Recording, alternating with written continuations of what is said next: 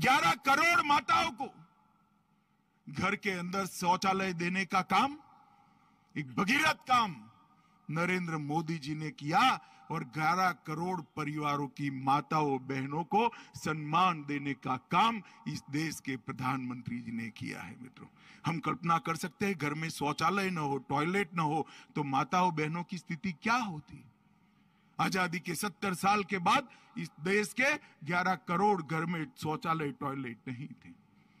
हर घर में बिजली पहुंचाई, 3 करोड़ से ज्यादा घर बनाए, 80 करोड़ लोगों को 5 लाख से ज्यादा पूरा स्वास्थ्य का खर्चा फ्री ऑफ कॉस्ट कर दिया।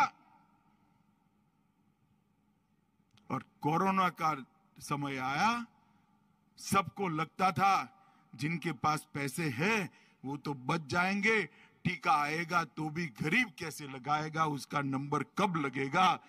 और भारतीय टीके बने, विश्व में सबसे प्रथम टीके बनाने वाला देशों में से हमारा देश भी था। और देखते देखते देखते फ्री ऑफ कॉस्ट 130 करोड़ लोगों को टीका लगाने का काम नरेंद्र मोदी जी ने समाप्त कर दिया। कौन गरीब, कौन धनवान, कौन युवा, कौन महिला, कौन वृद्ध, कौन किशोर, सभी लोगों को टीके लगाए। अब जो कोरोना का कालखंड आया, लॉकडाउन हुआ, 80 करोड़ लोगों को, देश के 80 करोड़ लोगों को उस दिन से आज तक प्रति व्यक्ति प्रति माह 5 किलो अनाज मुफ्त में देने का काम ये भारतीय जनता पार्टी की सरकार करती है। हर किसान के बैंक अकाउंट में सालाना 6,000 रुपया डालने का काम किया। धान और गेहूं की खरीदी लगभग 2.25 गुना हो गई। बंद पड़ी हुई गन्ना मिलों को अभी के बजट में 10,000 करोड़ का टैक्स का राहत रिट्रोस्पेक्टिव इफेक्ट से देने का, पश्चात असर से देने का काम देश के प्रधानमंत्री जी ने किया। किसानों के लिए ढेर सारी योजना लेकर आए। तो मोदी जी ने जो कहा था कि मेरी सरकार गरीबों की सरकार है, दलितों की सरकार है, आदिवासियों की सरकार है, पिछड़ों की सरकार है, किसान की सरकार है, उसकी उन्होंने परिपूर्ति कर दी। मित्रों, सुरक्षा के मामले में मोदी जी ने आजादी के बाद पहली बार देश की रक्षा नीति सुनिश्चित की। पहले रक्षा नीति विदेश नीति से प्रभावित होती थी।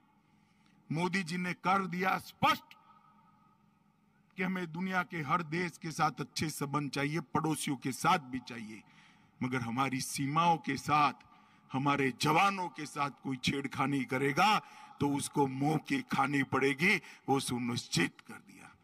पाकिस्तान को आदत पड़ी थी हर रोज यहां आकर कुछ न कुछ हरकत करने की। उरी और पुलवामा में हमला कर दिया, हमारे जवानों को जिंदा जला दिया, गोलियों से भून दिया। सब लोग सहम कर रह गए। अब क्या होगा, क्या हो सकता है, युद्ध तो कर नहीं सकते, क्या होगा। सब देखते ही रह गए। 10 ही दिन में सर्जिकल स्ट्राइक और एयर स्ट्राइक कर कर पाकिस्तान के घर में घुसकर बदला लेकर हमारे जवान वापिस आ गए। और एक ही कदम से पूरी दुनिया में एक संदेश चला गया कि भारत की सीमा और भारत की सेना इसके साथ छेड़खानी नहीं करते, वरना नतीजे भुगतने पड़ते हैं, नतीजे भुगतने पड़ते हैं।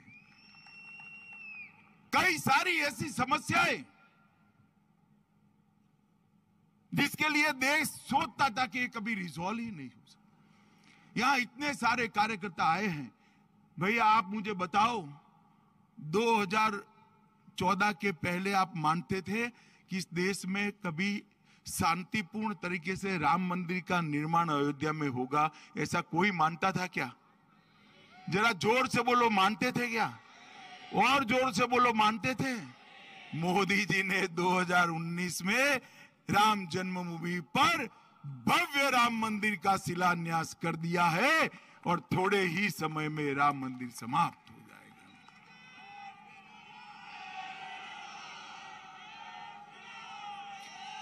और खाली राम मंदिर नहीं, औरंगजेब ने तोड़ा हुआ काशी विश्वनाथ का कॉरिडोर नया बना, उज्जैन में महाकाल का कॉरिडोर बना, गुजरात में शक्तिपीठ को फिर से पुनर्जीवित किया गया, सोमनाथ का मंदिर भी सोने का बन रहा है, बद्री धाम और केदार धाम का पुनरोद्धार हुआ। हमारे सारे आस्था केंद्रों को गर्व के साथ महिमा मंडित करने का काम नरेंद्र मोदी जी के नेतृत्व में हुआ है मित्रों। और मोदी जी ने सिद्ध कर दिया कि सांस्कृतिक विरासत को संभालना और आधुनिक भारत बनाना दोनों साथ में हो सकता है, इसके बीच में कोई विरोधाभास नहीं है मित्रों। मुझे बताओ, आप कभी लोग सोचते थे कि ट्रिपल तलाक इस देश में खत्म हो जाएगा? बोलो, कोल्हापुर वालों सोचते थे क्या? मोदी जी ने एक ही झटके में ट्रिपल तलाक को समाप्त कर मुस्लिम महिलाओं को अपना अधिकार देने का काम किया है मित्रों, अधिकार देने। आज भारतीय जनता पार्टी की सरकार है, कॉमन सिविल कोड की दिशा में आगे बढ़ गई। और आप कभी सोचते थे क्या?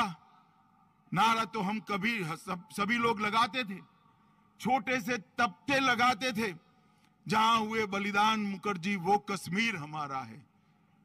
एक देश में दो निशान, दो प्रधान, दो विधान नहीं चलेंगे। परंतु कभी आप सोचते थे धारा 370 हटेगी? बताओ भाई, कल्पना आती थी क्या ऐसी? जरा जोर से बोलो। 5 अगस्त 2019 को मोदी जी ने कलम के एक झटके से धारा 370 और 35 को उखाड़कर फेंक दिया। और शरद पवार की पार्टी एनसीपी, राहुल बाबा की पार्टी कांग्रेस पार्टी, सपा, बसपा, ममता, समता, नीतीश कुमार, कोई बाकी सब लोग खड़े हो गए, विरोध किया और कहते थे कि मत हटाइए, मत हटाइए। मैं ही बिल पायलट कर रहा था, मैंने पूछा क्यों ना हटाए भाई? तुमने कहा कश्मीर में खून की नदियां बह जाएगी। मित्रों, 370 कलम समाप्त हो गई, खून की नदियां छोड़ो, किसी को कंकर चलाने की हिम्मत नहीं हुई है, कंकर चलाने की हिम्मत। और आज ये कश्मीर भारत माता का मुकुटमणि हमेशा के लिए भारत का अभिन्न अंग बन गया है, उसको कोई हमसे जुदा नहीं कर सकता। ये काम नरेंद्र मोदी जी ने किया। जिस कामों के लिए 70 साल से इस देश की जनता आस लगाकर बैठी थी, कोई तो आए और ये कामों को पूरा करे। मोदी जी ने, देश की जनता ने 2 बार उनको मैंडेट दिया। मोदी जी ने सारे काम, 70 साल के काम 5 साल के अंदर समाप्त कर दिए मित्रों। इस देश को दुनिया में उत्पादन का हब बनाने का काम किया। कृषि का विकास तो करना ही है, अर्थतंत्र को आगे बढ़ाना है, तो दुनिया भर की कंपनियों को भारत में उत्पादन करने के लिए प्रेरित करनी है। मेक इन इंडिया की पॉलिसी लाए, अनेक प्रकार की नीतियों का निर्धारण किया, अंतरिक्ष के क्षेत्र में, ड्रोन के क्षेत्र में स्टार्टअप की पॉलिसी, मैन्युफैक्चरिंग हब की पॉलिसी, कई प्रकार की पीएलआई स्कीम लाए, कई राज्यों में डिफेंस कॉरिडोर बनाए, और देखते देखते देखते भारत आज दुनिया में सबसे लोकप्रिय उत्पादन का हब बना है। दुनिया की सारी कंपनियां आज भारत में उत्पादन करने के लिए लालायित खड़ी है। और इसका परिणाम क्या हुआ? 2004 में अटल जी देश के अर्थतंत्र को 11वें नंबर पर छोड़कर गए थे, और अर्थशास्त्री प्रधानमंत्री मनमोहन सिंह 11 से 1 कदम आगे नहीं बढ़ पाए। 10 साल तक 11 का 11 किया, और एक बार तो कांग्रेस के प्रवक्ता ने बहुत बड़ी उपलब्धि बताई कि हमने हमारी रैंकिंग को नीचे नहीं जाने दिया। बहुत बड़ी, कितनी बड़ी उपलब्धि उन्होंने बताई।